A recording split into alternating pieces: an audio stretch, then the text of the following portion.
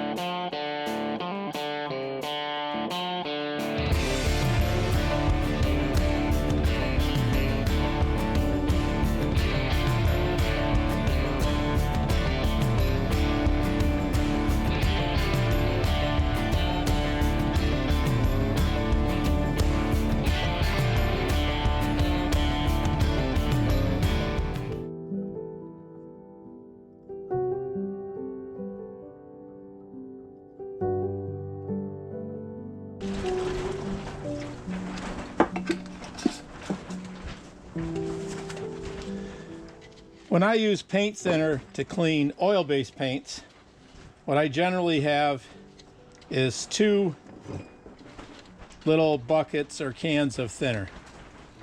I get the paintbrush fairly clean with the first one, the dirty one, and then go to the cleaner one. Cleans up pretty well, this paint. What I'm anxious to see is if it was paint thinner and I let these sit until tomorrow, all the paint will settle to the bottom. You can carefully pour the top off, which is fairly clean. It'll look a little cloudy like this one does now. And then you can keep reusing and reusing and reusing the thinner. I don't know if this naphtha-based special brushing thinner will work the same. So we'll see. We'll leave these here. Well, it's definitely not the same. There's a little bit of separation here to here. That one looks good, but that one wasn't that dirty. This looks like you could barely pour the top off. That brush is clean. I highly recommend you get one of these brush cleaners, especially this part's good if you've got some dried paint up on the ferrule or in this area here. But this really digs the paint out of the bristles up here closer to the ferrule. That's it for painting today.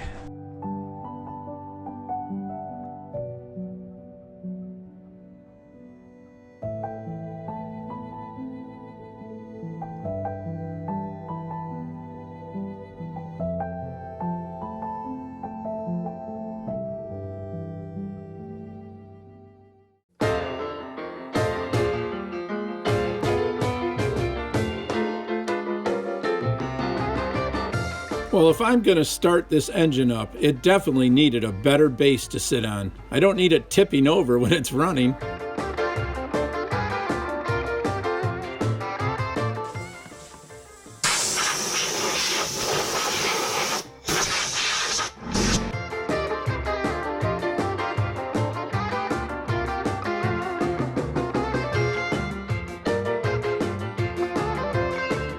Need to relieve these 2 areas here with a file so the TKS system works.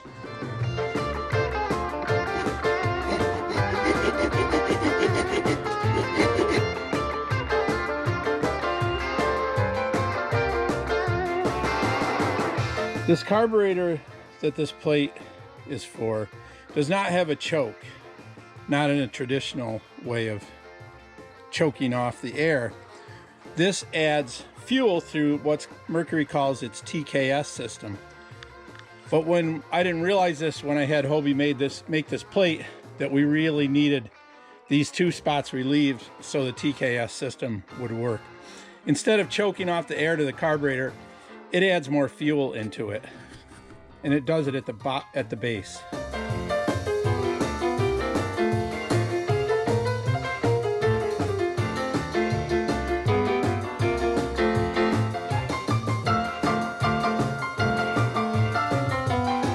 So these screws, bolts, come up from underneath the plate into the carburetor, and because of the angle, the edge of the head is sticking out a little bit, so we're going to trim that off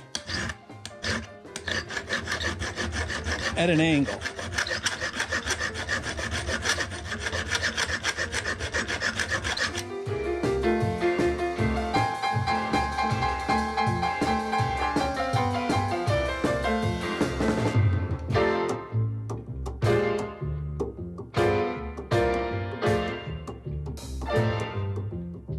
So after a bit of messing around, I think it is ready to be installed. Well, I pulled the starter. The battery I just charged up. I think the starter's just stuck from sitting. I did have to hook up the neutral safety switch there. Just hooked it up temporarily. I don't know how I was starting that before. It must be the other transmission already had that hooked up, but I don't remember removing it. But it's been a while. So I'm heading to the post office now. I'm going to go over to Bill's with the starter and have him load test the battery. Everything else other than putting the carburetor back on, I think is ready for tomorrow. We're going to try and get this thing running. That'll be sweet.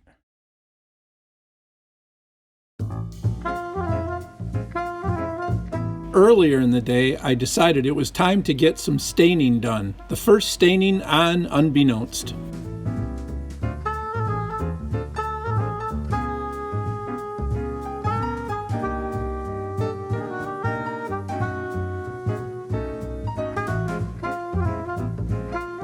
Speckles, get in here, bud.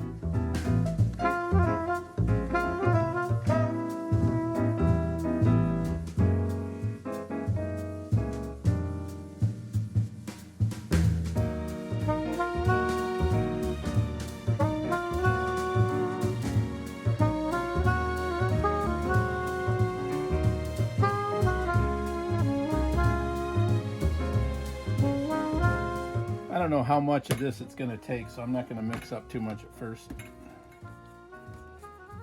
Never used this before.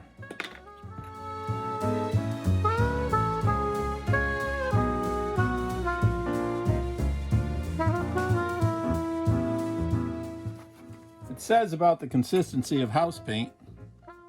I'd say that's pretty close right there. Give it a shot.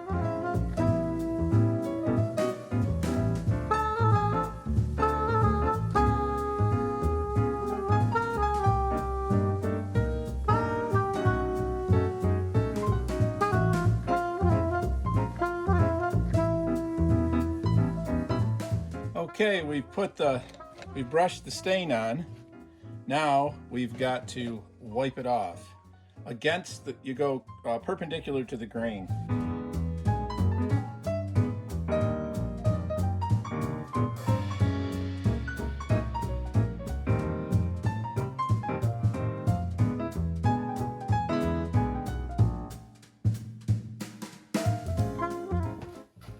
See a little spot here where I don't like how it's sanded. We're going to see what happens if I sand and then stain it again.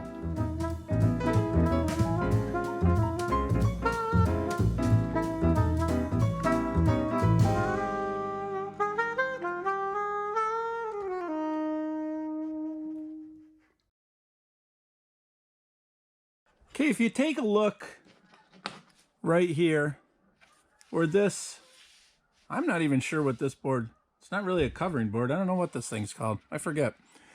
But if you look at this piece of mahogany, which is sitting on top of the covering board in the deck, you see little gaps here.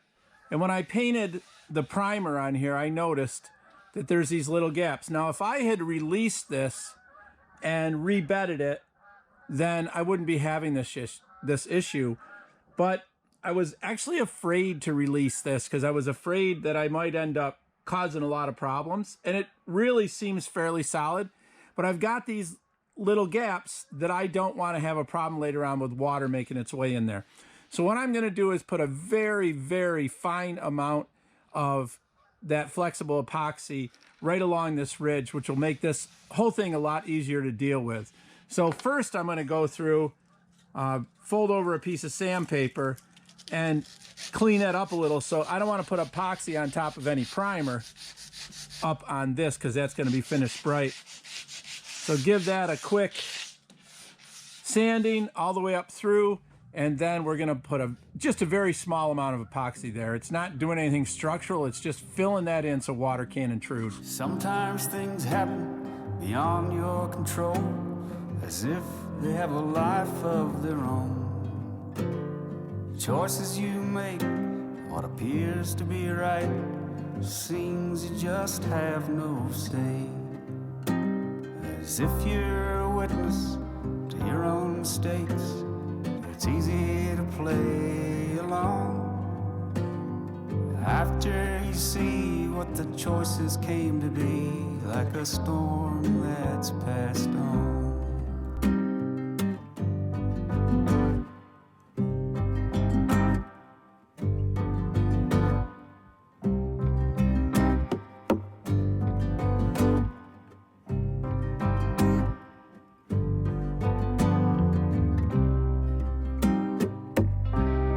Don't be afraid when you're doing this stuff to be a little adaptable.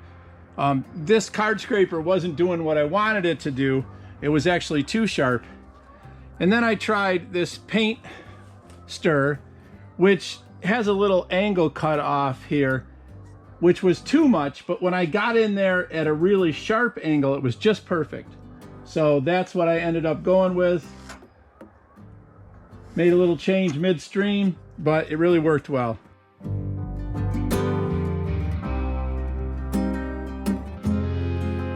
Come on in, Spec.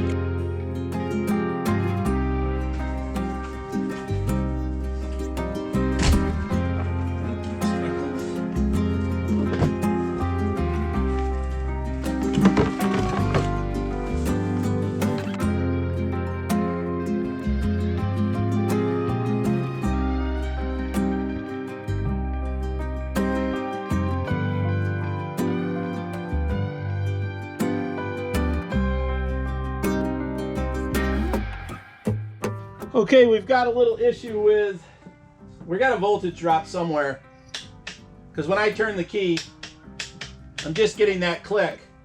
But if I jump the solenoid,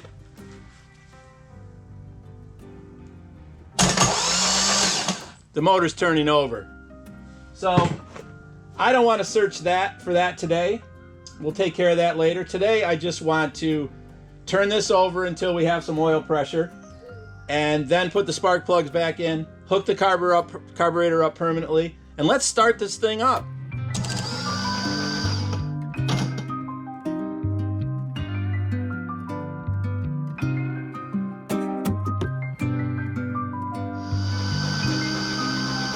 Okay, we've got oil pressure. Now we can put things back together.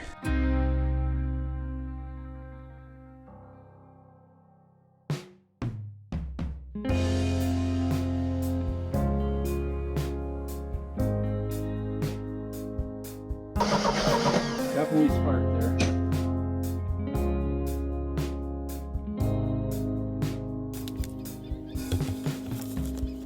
One thing I really like about this motor is where they put this fuel separator. Very easy to service.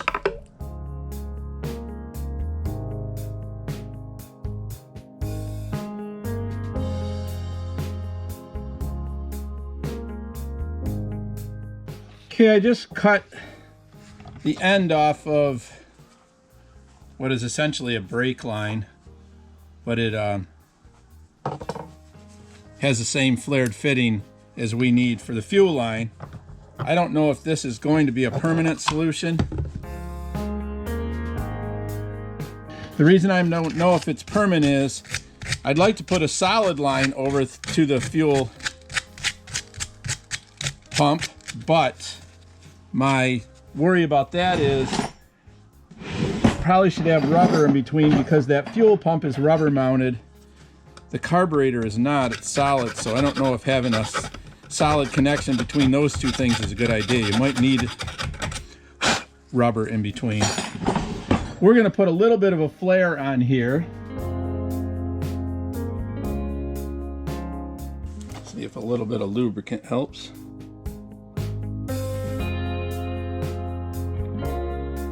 Hopefully good enough for both who it's for and how long it's for. It's a little restricted there, but we're not going to be revving it up too much.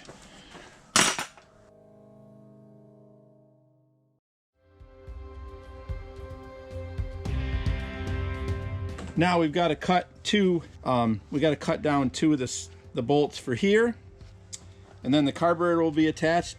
Put a nut on here, so once we cut this off, we can still fix the threads at the end after we file them.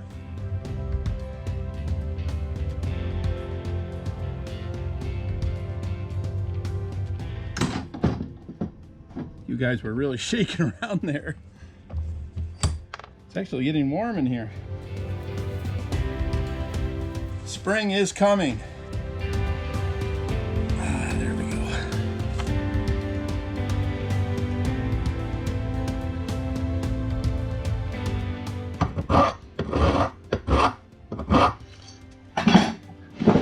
Never a good idea to try to cut a bolt down without having a nut on there first, to make sure that you can chase that back out that little bit. Well, that ought to work. And then the last thing we've got to do is run a ground and a power wire to this. This is what the TKS system is. This puts an enriched fuel mixture into the carburetor when it's cold, and what happens is once this starts up, this wire is actually switched, and when the power goes to this thing, it warms up some wax, I believe, inside, and there's a brass tube that slowly expands forward and blocks off the passage. So when the motor gets warm, the passage is blocked off and you no longer have the enriched fuel mixture going into it.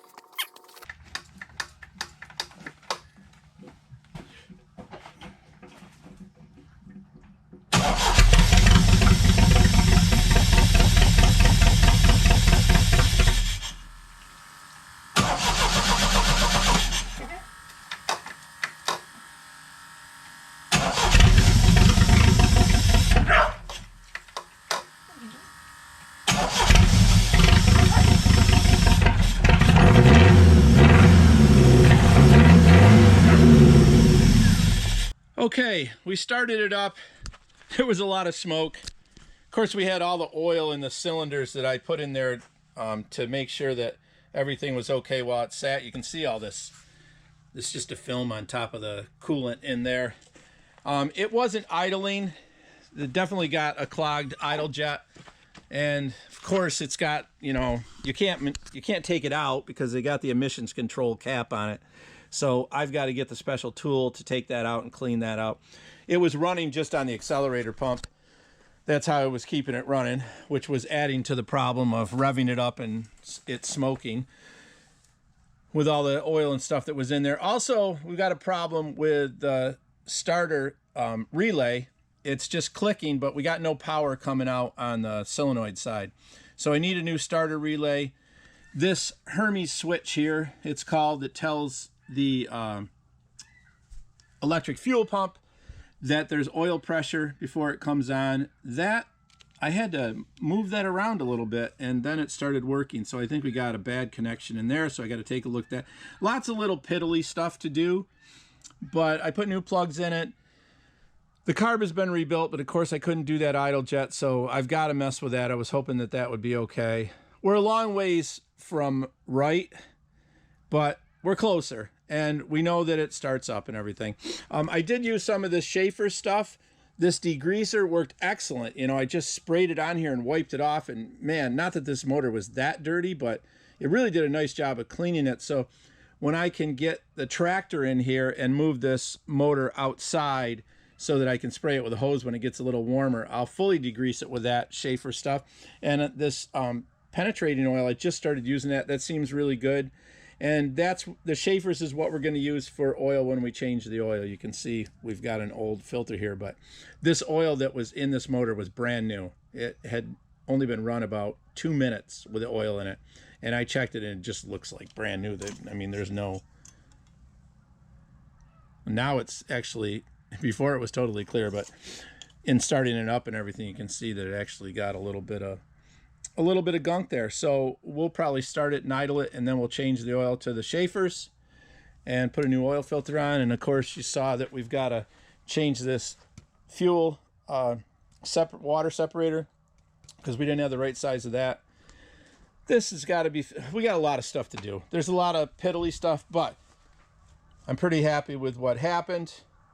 I wish I could have had it run without all the smoke, but it needs to run for a bit to get all that crap out of there. And I'm not going to do that on the accelerator pump. So that's a one step forward of 8,000 steps, but it is another step forward. There's so much to do, but we're getting closer. What do you think, Spec? Are you hiding over there, buddy? Hey, my dog. You didn't like that motor, did you? You were barking. Don't worry, buddy.